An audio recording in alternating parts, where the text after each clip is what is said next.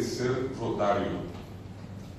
Ser rotario es un estilo de vida, una manera de ser, una razón para vivir.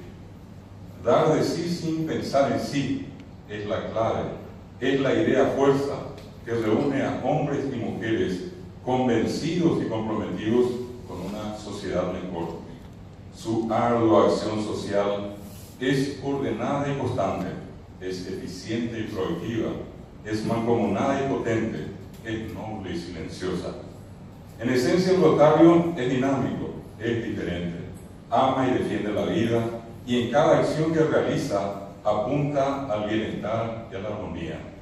Su misión es servir, su consigna es dar, su medio es la solidaridad, su razón es el amor, su preocupación es el mundo, su objetivo es la prosperidad, su fuerza es la unión y su premio, la felicidad del prójimo.